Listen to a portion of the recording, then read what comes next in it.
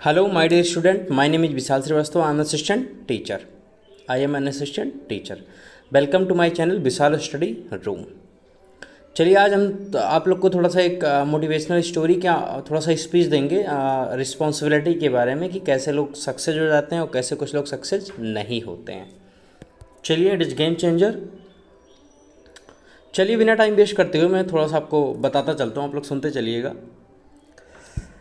दोस्तों, उन्नति का द्वार खोलने के लिए बस एक चाबी की ही ज़रूरत होती है, ये आप लोगों ने सुना होगा। और वह चाबी क्या है? जिम्मेदारी। क्या है? जिम्मेदारी। जब आप जिम्मेदारी स्वीकार करते हैं तब आप अपने सफलता का द्वार खोल रहे होते हैं। बहुत ध्यान दीजिएगा। जिम्मेदारी कबूल करने वाला व्यक्ति कभी भी हाथ पर हाथ धरे नहीं बैठता। वो कभी भी इस इंतज़ार में नहीं बैठता कि बिना कुछ किए उसकी ज़िंदगी बेहतर हो जाएगी। जिम्मेदारी उठाने वाला व्यक्ति अपनी तकदीर खुद लिखता है। वह अपने काम को ईमानदारी के साथ पूरा करता है, जिससे उसे सेटिस्फैक्शन और खुशी दोनों मिलती है। अगर आप अपने काम को ईमानदारी के साथ नहीं पूरा करेंगे तो उसमें ना तो आपको खुशी मिलेगी और ना तो आप सेटिस्फाइड होंगे।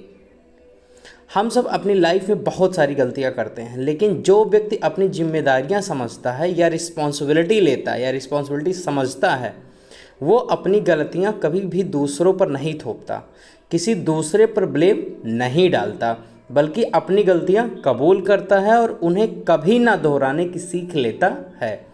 इस दुनिया में जितने भी निगेटिव लोग हैं, आपने देखा होगा आपके आसपास बहुत सारे निगेटिव लोग होते हैं जो हमेशा आपको किसी चीज़ को ना करने के बारे में ही सलाह देंगे, उसके बारे में गलत ही इन्फॉर्मेशन देंगे।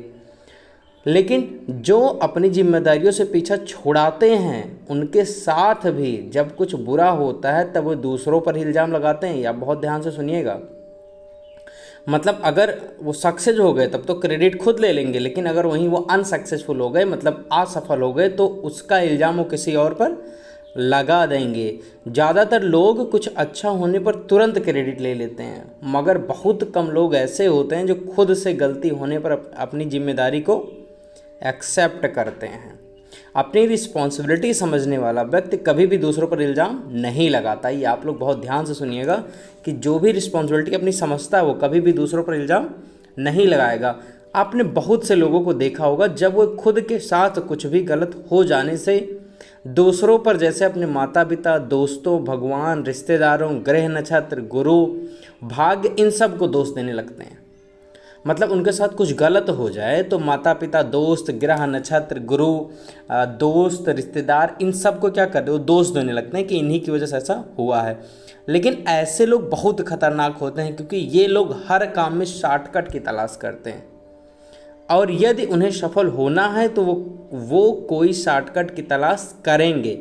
बस मन में ही बड़े बड़े सपने बुनते नजर आएंगे, लेकिन जब उन्हें कुछ करने के लिए कहा जाएगा तब इसके लिए वो ना कोई स्टेप लेंगे और या अपनी जिम्मेदारी को समझेंगे। ना ही कोई स्टेप लेंगे, ना ही अपनी जिम्मेदारी को समझेंगे। जिम्मेदारी कबूल करने वाला व्यक्ति सिर्फ सपने नहीं देखता, उस सपनों को जीता है, उससे उन्हें पूरा करने के लिए दिन रात एक कर देता है। लेकिन जो अपनी रिस्पॉन्सिबिलिटी नहीं समझते, वो बस शिकायत करते हैं और किसी कोने में बैठकर रोते नज़र आते हैं, या गली मोहल्लों में टाइम पास करते आपको दिख जाते हैं। ऐसे लोग हर किसी के आसपास होते हैं। हम तभी इस देश का एक अच्छा नागरिक बन सकते हैं जब हम अपना बोझ खुद उठाने के लिए तैयार हों।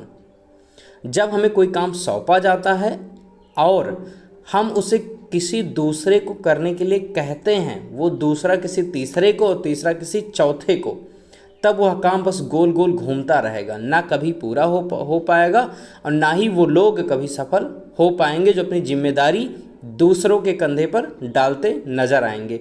यदि आप महान बनना चाहते हैं, महान क्या, अगर आप सफल होना चाहते हैं, तो अपनी जिम्मेदारियों की कीमत खुद समझें, अपना बोझ खुद उठाने के लिए तैयार रहें, ना कि दूसरों को दोष देते नजर आएं। एक अच्छा इंसान कभी भी अपने कामचोरी या निकम्मेपन से अच्छा नहीं बनता है, बल्कि वह अपनी जिम्मेदारी समझने के बाद अच्छा बनता है। मतलब जिम्मेदारियों को जब उसके ऊपर आती हैं तो जो चीज़ें करता है वो उसके सफलता के लिए जुड़ती चली जाती हैं। चलिए एक छोटी सी कहानी से इसे आगे बढ़ाते हैं। रामू एक चौकीदार था और रात में पहरा देने का काम किया करता था। रामू के बारे में एक ऐसी मान्यता थी कि वह जो भी सपना देखता है वो सच हो जाता है। उसका मालिक व्यापार के सिलसिले में हर हफ्ते बस से यात्रा करता था। सुबह मालिक यात्रा पर जाने के लिए तैयार हो रहा था, तभी रामू वहां पहुंचा और मालिक से बोला, कृपया आप दूसरे दिन व्यापार के सिलसिले में बाहर जाएं। शायद आज बस में दुर्घटना हो सकती है। उस दिन मालिक ने अपनी यात्रा पर ना जाने का फैसला किया और रामू ने जैसे कहा ठीक वैसा ही हुआ। बस एक पेड़ से जाकर टकराई। मालिक को जब इस बात का पता चला कि रामू की बात सही निकली, उसने रामू को फौरन बुलाया और उसे मुंह मांगा इनाम दिया। मतलब जो रामू ने कहा वो उसको इनाम मिला। साथ ही रामू को नौकरी से निकाल दिया। अब आप बहुत चौंक गए होंगे कि जब रामू ने ये बात बताई और रामू की वजह से आज वो जिंदा है, तो रामू को नौकरी से क्यों निकाल दिया। तो आप बिल्कुल ध्यान से सुनिएगा, क्योंकि रामू एक चौकीदार था। उसे रात में जाग कर पहरा देने का काम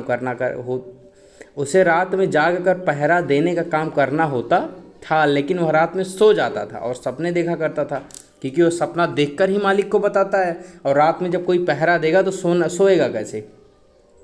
तो वो अपनी जिम्मेदारी नहीं समझ रहा था, इसीलिए उसे अपनी नौकरी से हाथ धोना पड़ा। आई होप आपको ये स्टोरी भी समझ आई होगी। चलिए आगे बढ़ते हैं थोड़ा सा और।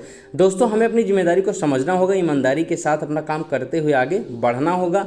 जब हम जिम्मेदारी उठाएंगे तभी हम आगे बढ़ पाएंगे। हर व्यक्ति अपनी जिम्मेदारी को समझेगा। जब दूसरों पर गलतियां थोपना बंद करेगा तभी हम और हमारा देश आगे बढ़ेगा।